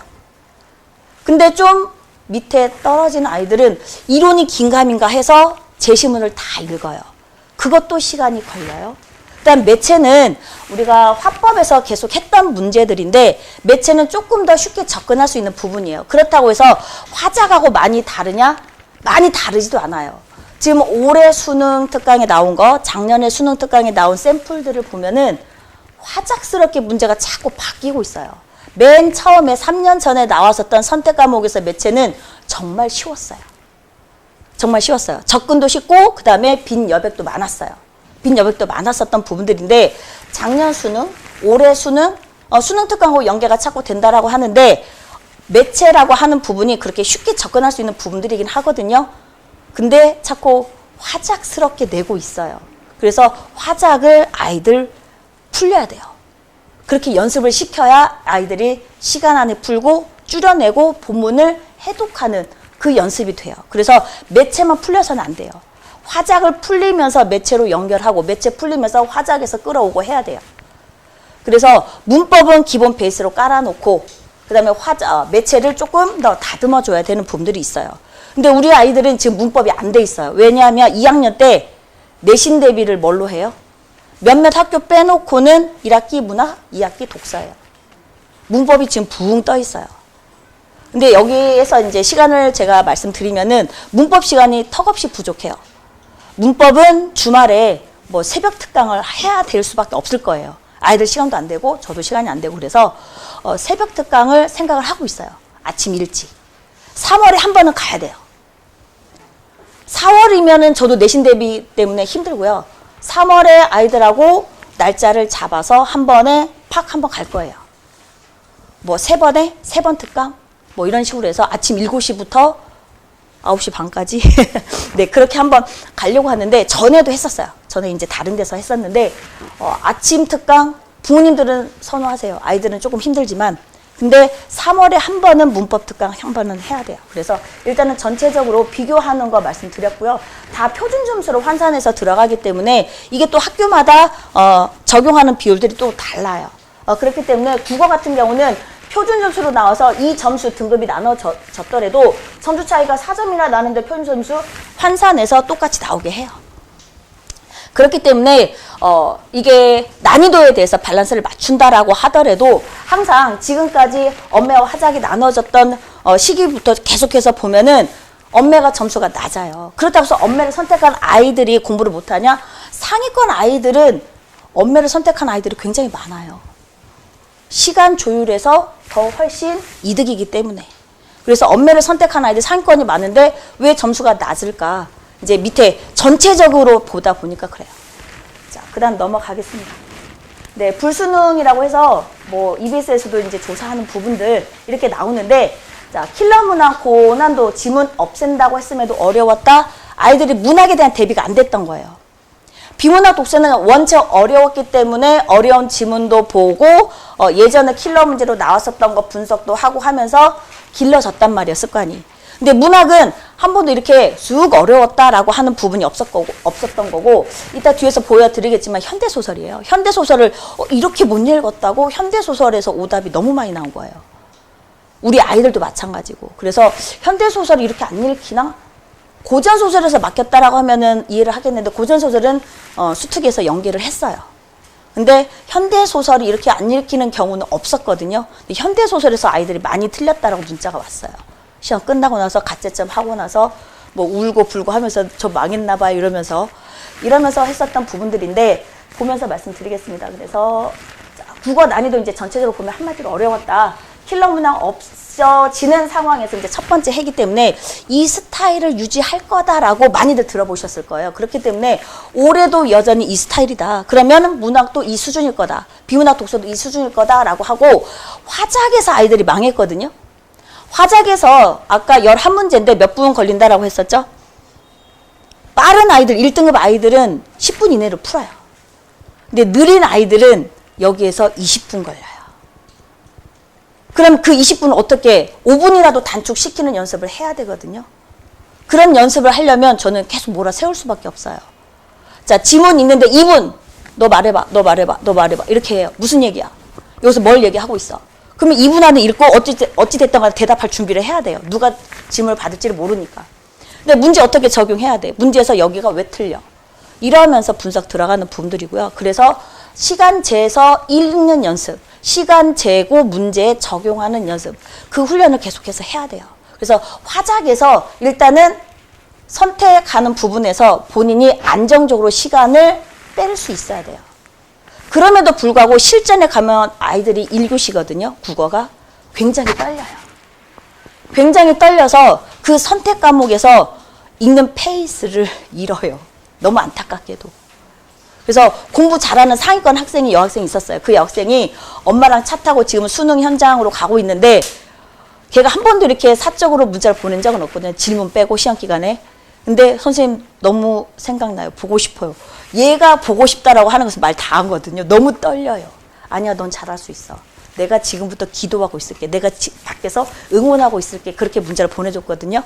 그래서 끝나고 나서 제일 먼저 문자 왔어요. 선생님, 국어는 무난한 것 같아요. 원래 잘했던 아이니까. 근데 너무 불안하다 보니까 그 심리전에서 아이들이 질 수밖에 없어요. 그거를 계속해서 막판에는 훈련을 시켜요. 우리 잘할 수 있어. 평소처럼 하면 돼. 이런 연습을 시킵니다. 네. 그래서 이렇게 한 번씩 읽어보시면 될 거고, 그 다음에 분야별로 한 번씩 보겠습니다. 네. 비문학 독서 17문항인 거 아시죠? 15문항에서 2문항이 늘어났는데, 이쪽이 독서 이론입니다. 독서 이론에서 늘어났다고 보시면 되는데, 독서 이론은 2학년 2학기 때 배우는 독서 교과서가 있거든요. 독서에서 다루는 그냥, 평범한 문제, 평범한 지문, 이게 난해하지는 않아요. 난해하지 않는데 지문 자체는 난해하지 않아요. 근데 이 중에서 문제가 한 문제 정도. 한 문제 정도가 굉장히 헷갈리게 나와요. 긴가민가하게, 다 비슷비슷하게. 그런 부분들을 이제 잡아주는 연습. 이거는 한, 독서 이론과 관련되는 지문을 한 10개만 풀어보면 감 잡아요. 우리 아이들은. 근데 이제 이 밑에가 난리가 나는 거죠. 별표를 해놨는데, 자, 수능 연계, 수능 특강에서 계속해서 연계는 했어요. 근데 이게 이 두 번째 거 데이터 결제치하고 이상치 저도 모르겠더라고요. 하면서. 근데 이거는 내신 대비에 2학년들이 시험범위 들어갔었어요. 2학년들이 수능 특강에서 선생님들이 해서 니네 한번 당해봐. 왜 교과서대로 안 내? 그러면서 수능 특강에서 해서 2학년들 내신 대비 하느라고 이것을 해준 적이 있거든요. 몰라요. 그래서 그냥 외우자. 첫 번째 문단은 이런 내용이야. 두 번째 내용은 이런 내용이야. 어휘는 이런 뜻이야. 이러면서 했었던 부분들인데 이게 턱하니 나왔어요. 이것을 고스란히 우리가 내신 대비 할 때 2학년들 이렇게 어려워하더라. 이거 다시 한번 볼까? 해서 막판에 다시 한번 본 거거든요. 이게. 우리 애들은 맞았어요. 저랑 수업했던 아이들은. 그 다음에 이 부분도 조금 이제 녹아야 돼서 수능 특강에 나온 지문이 고스란히 나오는 거 아닙니다. 주제는 똑같고요. 발치문은 달라요. 발치문은 달라요. 수능 특강에서 연계가 된 거지 지문 그대로 놨다? 그건 아니에요. 하지만 시예요. 시. 시는 그대로 본문으로 가져올 수밖에 없거든요. 하지만 비문학 독서하고 소설, 산문문학은 수능 특강에서 연계지 지문을 그대로 고스란히 가져오진 않는다. 그렇게 보시면 되겠고요. 그 다음에 살짝 났는데 여기서 지금 이제 10번 문제입니다. 10번 문제. 그 다음 15번 문제. 1이 2거든요. 이것은 이제 문법을 선택했던 아이들. 이렇게 되고 화작을 선택했던 아이들은 45번이 화작의 문제가 하나 있거든요. 3점짜리. 화작을 선택했던 아이들 1위는 화작 45번이고요. 이게 2위, 이게 3위예요. 그러니까 어찌됐든 화작을 선택했던 아이들이든 문법을 선택했던 아이들을 똑같이 비문학은 다 어려워했다라고 보시면 돼요. 이 부분에서 그래서 데이터 결제치에서 그 다음에 노자에 대해서 관련되는 부분들인데 보기를 활용하는 문제에서 아이들이 헷갈리는 거예요. 보기를 놓고 보기와 다는, 보기와 나는 이렇게 되는 제시문인데 이게 지금 가와 나 제시문이에요. 주제 통합이라고 써놨죠. 그래서 이게 지문이 가장 길었던 지문인데 가 따로 나 따로 나오면서 두 개를 비교 분석하는 거예요. 예전에는 시험 문제가 초창기에는 이게 나눠졌을 때 가 따로 나 따로 따로따로 문제 푸는 문제가 있었어요. 근데 지금은 그렇게 따로따로 묻는 문제가 아니라 가는 나에 비해서 나는 다에 비해서 다 비교 분석. 일단 라지 A라고 묶어놓고 라지 B라고 묶어놓고 해서 라지 A에서는 어떤 내용, 라지 B에서는 어떤 내용 두 개 비교하는 거. 이런 식으로 문제 유형이 많이 바뀌었어요. 그런 연습을 많이 시켜야 되는 상황입니다. 그래서 이런 부분들 지문 길이는 우리가 6월, 9월에 보면은 9월에 조금 맞춰서 조금 줄어들었어요. 하지만 주제 통합은 여전히 길고 어려웠다라고 보시면 돼요. 근데 선택지도 길어졌어요. 선택지도 길어져서 어려웠다라고 보시면 되겠고, 그래서 내용을 훑어 읽는 연습을 좀 게을리했던 거, 그 다음에 그냥 훑어 읽으면 문제 풀려라고 훈련을 잘못 받았던 친구들은 여기서 놓치는 거죠. 그래서 꼼꼼하게 읽을 수밖에 없다. 그래서 어떻게 꼼꼼하게 읽을 것이냐? 그래서 시간을 재요. 2줄씩 읽는 연습을 해보자. 자, 첫 번째, 한 줄씩 읽자라고 해요. 그래서 펜을 잡아요. 펜을 잡고 이렇게 왔다 갔다 하면 이것도 시간 걸려요. 한 줄 끝에다가 펜을 놓고 줄 끝나는 데 펜 놓고 한 줄만 통으로 봐봐. 눈동자만 움직여. 자, 그럼 이제 오늘은 2줄씩 보자. 소설은 그렇게 되다 보면은 소설은 3줄씩 읽히는 경우도 있어요. 빠른 아이들은. 그렇게 돼요. 그래서 지문을 내가 한 줄을 통으로 본다, 이런 훈련을 할 수밖에 없어요. 시간이 없기 때문에. 자, 이런 부분이 이게 시험지인데요. 지문 길이가 이렇게 한 지문을 다 차지하거든요. 그래서 여기 12번 문제는 이것도 비교하는 문제인데 이 12번도 놓치는 아이들 많이 있었어요. 근데 이제 얘기했던 거는 15번인데 간단한 것 같은데 이 보기 봐야죠. 본문 봐야죠. 그러다 보니까 왔다 갔다 넘기면서 시간이 가는 거예요. 넘기면서. 그렇기 때문에 이 해당하는 부분이 어느 문단에 있었는지 체크를 해놓고 가야 된다는 얘기죠. 근데 어떤 아이들은 시험지가 깨끗해요. 줄 하나 긋지 않고 표시 하나 하지 않고 하는 부분들은 문제를 풀 때 난해해요. 근데 그런 경우는 시험지 줄 하나 긋지 않고 하는 아이들은 정말 최상위권 아이들. 우리 아이들은 밑줄 긋게 해야 돼요. 시킬 수밖에 없어요. 구세대적인 방법 아닙니까? 라고 하지만 그게 우리 아이들한테는 통해요. 그래서 서서히 이것은 줄여가고 이것은 더 늘려가고 하는 부분들을 조절하면서 진행을 합니다. 문제 잠깐 봤고요. 그 다음에 문학도 17문제인데 문학은 다 수특하고 연계됐다라고 하잖아요. 근데 아이들이 여기 현대소설에서 좀 어렵게 읽었어요. 박태원은 1930년대 소설이거든요. 그래서 1930년대 다른 소설은 우리가 다뤘었어요. 박태원의 소설을. 그래서 박태원의 소설이 재미도 없고 그 다음에 심리주의예요. 그래서 생각하는 대로 나열하는 부분들이 있거든요. 그걸 생각했다라고 하면 좀 쉽게 접근을 했을 수는 있어요. 그 다음에 이게 지금 조금 일동장류가 하던데요. 일동장류가는 지금 5년 안에 2번이나 지금 시험 문제 나온 거예요. 그래서 일동장류가는 굉장히 길어요. 일본으로 뭐라고 해야 되나? 유학을 간 건 아니고 국제 외교를 하러 가는 거거든요. 국제 외교를 하러 가는데 우리가 200년 전에 100년 전에 임진왜란에서 우리가 굴욕을 썼던 부분들 때문에 일본에 대한 반감을 가지고 여기서 가요. 외교관으로. 가는데 일본 갔더니 이렇게 돼서 문물이 좋더라 이런 얘기를 아이들한테 그냥 부분적으로 싹 얘기해요. 어디에 도착했을 때 이런 느낌, 어디에 도착했을 때 이런 느낌, 여기에 도착했을 때 이런 느낌이다. 우리가 전체적으로 다 기억할 수는 없지만 흐름을 봐라. 흐름을 봤는데 이 사람이 시선을 봐라. 그리고 이 사람이 출발할 때 일본에 대해서 부정적이었다. 이런 태도로 접근해라. 이거는 또 나올 수 있다? 왜? 길어서. 왜? 다른 장면을 발췌하니까. 이런 얘기를 해줬던 부분이거든요. 이거는 또 나옵니다. 이거하고 올해는 이거 말고 이제 청나라로 갔었던, 외교관으로 청나라로 갔었던 게 있거든요. 연행가라고 해서 그것도 굉장히 길어요. 왜냐면 걸어서 가고 말 타고 가고 하다 보니까 1년 걸리거든요. 1년 동안 계속 쓴 게 있어요. 그거가 수특에 한 번 나왔었고 모의고사도 나왔었던 부분이거든요. 저는 이제 그걸 또 밀어요. 왜? 이것은 작년에 나왔으니까 올해 연달아 나오진 않거든요. 근데 모의고사에서는 연달아 다룰 수는 있어요. 근데 수능에는 안 나오리라 생각이 들어요. 그렇기 때문에 또 다른 작품. 자, 그리고 이거하고 연결해서 기행가사인데요. 관동별곡 우리가 교과서에서 배웠을 거예요. 근데 우리 수능 특강에 관서별곡이 나왔어요. 그러면 우리는 관서별곡도 해야 되지만 관동별곡도 해놔야 돼요. 왜? 관동별곡이 시험 나온 지 이제 7년 됐어요. 그렇기 때문에 나올 수 있는 부분이거든요. 그리고 수능 특강에서 작년, 재작년 이렇게 3년 차이 보면은 정철 문학이 내신 대비에 들어갔었던 부분이라서 계속해서 나왔었거든요. 근데 올해 정철이 빠졌어요. 수능 특강에 쭉 보면. 한 권을 벌써 다 훑었죠. 그렇기 때문에 일단은 정철 문학을 해야 된다. 그다음에 박일로의 작품도 해야 된다.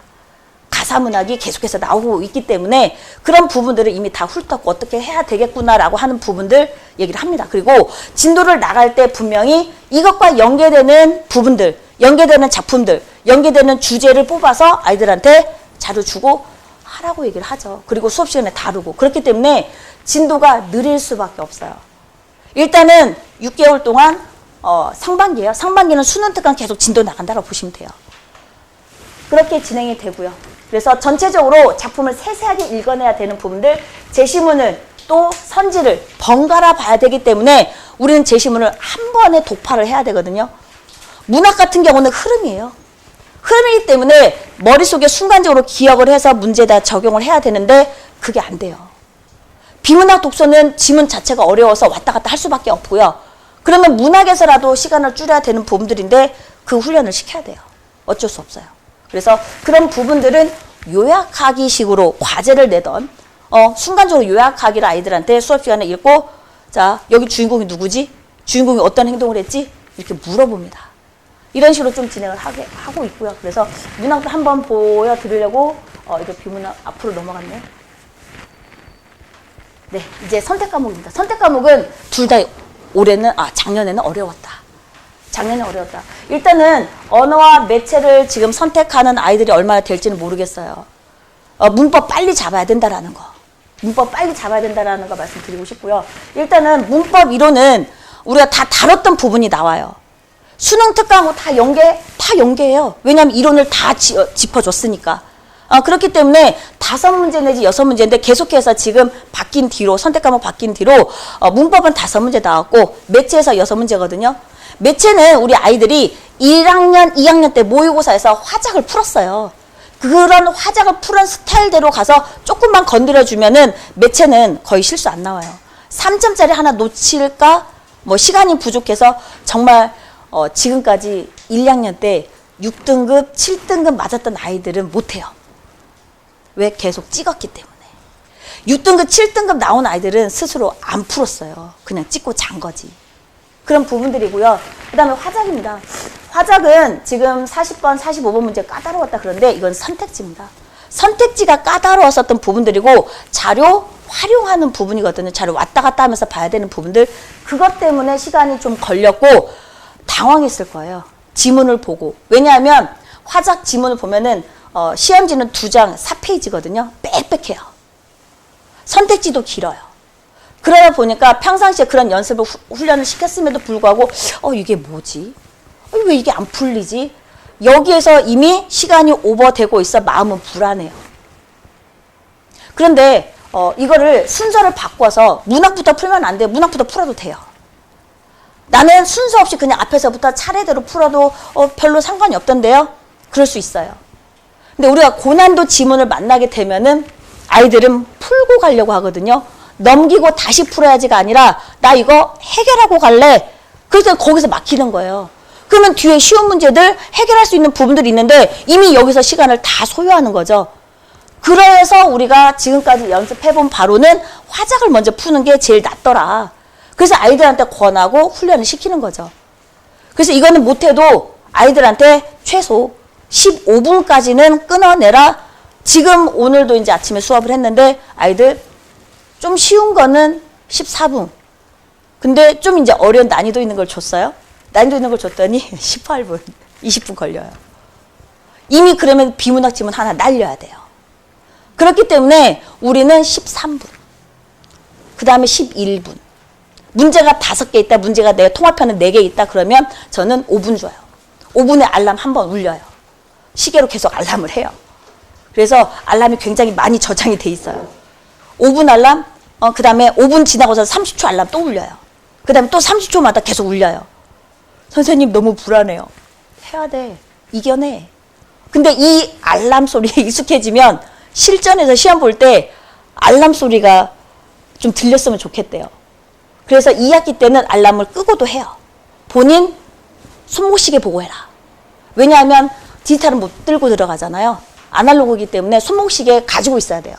손목시계 보는 습관을 자꾸 길들여야 되고, 그래서 저는 모의 시험을 볼 때 40분에 시작해요. 왜 그럴까요? 모의 시험을 보는데 저는 40분에 시작해요. 이유가 있을까요? 있으니까 시작하겠죠. 뭘까요? 맞죠. 1교시가 8시 40분이에요. 입실은 8시까지고 조금 지각하는 아이들도 있고 그래서 8시 40분에서 그럼 몇 분까지 우리가 화작이나 엄매를 끝내야 될까? 55분. 55분 넘어가면은 이제 애들 불안해요. 왜? 나 이러다가 비문학 하나 없애야 되는구나. 그럼 내가 문학은 편안하게 풀되 가장 이제 문학 넘기면서 비문학을 넘기거든요. 그럼 훈련도 시켜요. 내가 만약에 선택 과목에서 내가 시간이 아차 늦었어. 그럼 불안해하지 말아라. 불안해하지 말고 문학을 풀고 비문학을 하나 버리자. 비문학을 하나 버리더라도 마지막에 풀 수 있는 시간적 여유가 되거든요. 그렇게 되면은 2개 정도는 건져요. 그럼 우리가 3개 정도 날리는 부분들이 되는데 그것보다 지문 하나를 풀려고 급하게 풀면 그것도 안 되거든요. 그래서 그 훈련도 시켜요. 이렇게 되고요. 그래서 어려운 부분들은 자꾸 연습을 시키려고 하는 부분들인데 일단은 수능 특강에서 연계가 되는 부분들 문제 스타일을 봐야 되거든요. 그래서 저는 올해 거 진도 나갑니다. 그리고 이게 다 끝나면 작년 거, 재작년 거 풀인 데서 쫙 나가요. 계속해서 풀어보라고. 문제 유형은 비슷비슷하거든요. 지문이 달라졌을 뿐이고 그래서 3개년 거를 풀린다라고 보시면 돼요. 자, 그 다음에 자꾸 앞으로 가네요. 자, 이게 지금 수능 특강하고 연계성이라고 정리를 한 건데요. 이게 연계되다 보니까 선택 과목 우리가 하면서 어떻게 해야 된다? 수능 특강 올해 나온 것은 그냥 다 훑어본다? 다 우리가 흡수해야 된다라고 보시면 되겠습니다. 그래서 이제 커리큘럼으로 넘어가겠습니다. 그래서 수능 특강 올해 나온 거 세밀한 분석 들어가고요. 뒤에 가서 같이 보여드리겠지만은 수능 특강에 여러 번 출제된 것들도 있고요. 수능 특강에 나온 거 수록된 것도 있고요. 그다음에 모의고사나 수능에 여러 번 출제된 것도 있어요. 그런 것들 중심으로 해서 프린트로 정리 좀 들어갑니다. 그리고 모의 시험은 반드시 실시합니다. 왜냐하면 시간 조절을 해야 되기 때문에. 네. 그다음에 지금 이제 수능 특강 문화 고전시가 3문문화 이렇게 나눠놨는데요. 일단은 6월 9월 수능 이렇게 출제되는 부분들이 우리가 3월 모의고사, 4월 모의고사 겨냥해서 지금 못해요. 우리 아이들 훈련이 안 돼 있기 때문에 근데 6월 모의고사는 조금 겨냥할 수는 있어요. 어느 정도는 한 등급이라도 올리자, 혹은 뭐 5점이라도 올리자 이 정도는 될 수는 있겠죠. 그러면서 우리가 3월, 6월에 문제가 나오는 부분들이 수능 특강 우리가 앞에서부터 출발하거든요. 저는 앞에서부터 출발 안 해요. 갈래복합을 먼저 손대요. 갈래복합에서 나오고요. 그 다음에 실전 모의고사가 있거든요. 뒤에. 실전에서 3월에 6월에 툭 던져요. 왜냐하면 이 교재 뒤에 있거든요. 교재 뒤에 있다 보니까 그냥 순서대로 나가다가 뒤에를 안 해요. 제가 아까 말씀드렸죠. 저는 이미 수능 특강 문학은 다 훑었다고. 그래서 어떻게 해야겠다고. 무엇도 어떤 작품을 보여줘야 되겠다라고 말씀드렸잖아요. 그런 부분들이 연계가 된다고 보시면 되겠습니다. 그리고 비문학 독서는 꾸준히 해야 되는 부분들인데 이것은 매주 숙제가 나갈 거예요. 그래서 올해 거 하면서 작년 거, 재작년 거 하고요. 그 다음에 3월 모의고사 끝나고 시험지를 놓고 개별 상담을 할 거거든요. 근데 개별 상담을 하면은 어느 분야가 어렵다라고 하는 게 나와요. 그러면은 뭐 저는 여기는 도저히 못하겠어요. 과학 분야가 가장 많이 나와요. 그 다음에 경제 분야.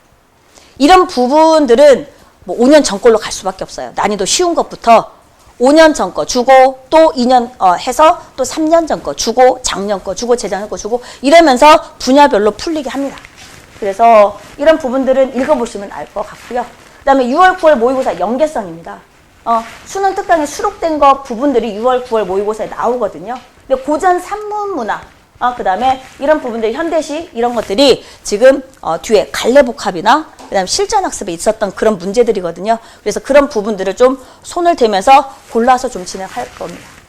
이렇게 되고요. 그 다음에 여기서 보면은 지금 뭐 송민곡인데 계속해서 나왔거든요. 근데 여기는 지금 시험 문제 출제됐었던 거고요. 시험 문제 출제됐었던 거고 수능 특강에는 작년, 재작년 계속해서 번갈아가면서 정철문학은 나왔다고 보시면 돼요. 그리고 아이들이 내신 대비에 들어가기 때문에 이것은 얼추 다 알아요. 이런 부분들은. 그래서 계속해서 나왔었던 부분들이 되고 상중고도 굉장히 많이 나왔죠. 그 다음에 시조입니다. 시조가 지금 올해 실전 학습 갈래 복합에서 시조가 조금 작년하고 좀 다르게 편집이 돼서 들어가져 있는데 이것은 저는 6월, 9월 모의고사에 좀 출제가 될 거다라고 해서 아이들한테 설명한 부분들이 있어요. 이론 설명하고 시조 나오고 이론 설명하고 시조 나오고 하는 부분들이 작년, 재작년 3년 동안 계속해서 샘플을 보여줬는데 올해 샘플에 빠졌거든요. 그런 부분들 아이들한테 좀 강조를 할 거고요. 그 다음에 저는 이렇게 좀 정리를 시킵니다. 아이들 틀린 문제 반드시 봐야 되거든요. 그래서 여기다가 깨알 같은 글씨로 씁니다. 깨알 같은 글씨로 쓰는 부분들인데 이렇게 씁니다. 2학년 때부터 아이들 1학년 때부터 저는 이거 시켜요. 1학년 때는 몇 개 없어요. 왜? 내신 대비 하느라고. 2학년 때부터는 많이 달라져요. 2학년 때부터는 고3 거 사설을 뭐 2017년 거, 18년 거 쉬운 것부터 난이도 쑥 올라오면서 시킵니다. 그리고 본인이 틀린 부분들 잡아가게끔 써요. 이 친구는 이제 화장문인데 이 친구는 3학년 올라가면서 엄매를 선택한 아이거든요. 얘는 전교 1등 아이. 그럼에도 불구하고 비문학에서 안 잡혀요. 왜? 얘네 학교가 비문학 독서를 3학년 때 하거든요. 그래서 비문학 독서를 얘도 그냥 훑어읽기식으로 한 거예요. 내신 대비 한 번 하면 얘는 잡아지는 건데, 근데 전국 모의고사 보면은 이거는 지금 여기 66점 나왔죠? 고2 상반기 때 고3 거를 준 거예요. 고3 거 주니까 얘도 당황한 거예요. 1등짜리인데 모의고사도 1등이고 1등급이고 국어 내신은 전교 1등이었던 아이거든요. 근데 이 친구가 고3 거 줬더니 망하더라고요. 너 왜 망한 거 같니? 지문 난이도요. 지문 난이도 왜 그런 거 같니? 제가 방심했어요. 스스로 방심했다라고 해요. 왜 2학년 거는 좀 쉬웠거든요. 근데 이 친구도 보면 비문학 독서에서 다 세부적으로 파악하기, 세부적 구체적 사례 계속 있거든요. 구체적 사례. 이게 3점짜리예요. 우리 아이들도 다 틀려요. 구체적 사례를 어떻게 해야 되냐. 이것은 본문을 세밀하게 알고 있어야 돼요. 세밀하게 알고 구체적 예시 그 사례에다가 그걸 적용해서 선택지에다 적용해서 풀어내야 되는 부분이거든요. 이런 부분들 뭐 설명하면서 진행할 거고, 이것은 이제 고3 아이인데 고3 아이 것도 이렇게 진행하면서 줄어드는 부분들. 그래서 이거 보고 개별 상담을 합니다. 그래서 이 보기 있는 문제를 어떻게 해야 될까? 여기서 너는 고전시를 많이 틀렸네. 고전시가 왜 틀리는 것 같아? 얘기하면서 고전시를 어떻게 하자. 이렇게 해보자. 이렇게 방법적인 부분들을 제시를 합니다. 네. 그다음 이거는 이제 EBS 교재에 실려 있거나 혹은 모의고사에 나왔다거나 혹은 아까처럼 수능 특강이나 혹은 모의고사에 여러 번 출제가 됐었다거나 하는 부분들을 이렇게 요약 정리해서 보조자료 나가는 겁니다.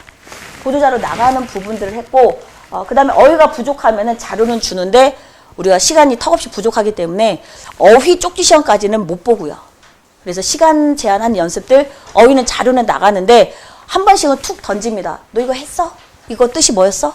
라고 하면서. 그리고 아까 앞에서 이거 적었던 거 있죠. 이 여백에다가 어휘 부분 틀리는 부분들은 본인 보고 적으라고 합니다. 어떤 어휘를 틀렸는지 이 뒷장에다 적게끔 합니다. 그래서 그런 부분들 이제 잡아간다고 보시면 되겠고요. 네.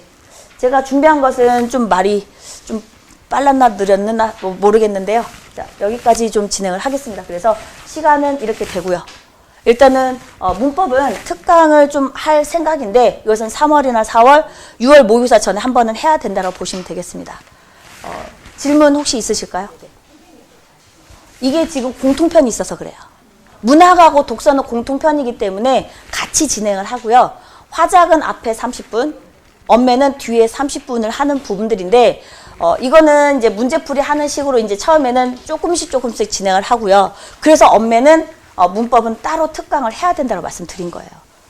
시간을 어떻게 맞추지를 못해서 일단은 이렇게 좀 30분 간격으로 좀 맞췄고요. 공통편은 같이 진행을 합니다. 공통편은. 그래서 같이 진행하고 부족한 부분들은 또 남기거나 따로 보충 부르거나 이렇게 좀 방법안을 좀 제시할 예정입니다. 제가 한 수업은 제가 하는 것은 이거 하나고요. 그다음에 고3 수업 중에서 지금 내신을 준비해야 되는 친구들은 고3 내신 수능판이 따로 있어요. 여기는 내신은 하지 않아요. 내신 기간에도 그냥 모의고사 할 거고요. 일단은 선생님 저는 내신을 해야 되는데 수능 최저도 맞춰야 돼요. 여기 올 수도 있겠죠. 시간표가 안 돼서. 내신 기간에는 질문은 받아요. 질문은 받고 어떤 자료 있으면 주고 그렇지 않으면 여기는 계속 수능 대비반이라고 보시면 되겠습니다. 그래서 뭐 3등급을 2등급으로, 4등급을 3등급으로, 5등급을 4등급으로 차곡차곡 올리려고 계획은 잡고 있습니다. 네. 또 다른 질문? 네, 여기서 마치겠습니다. 감사합니다.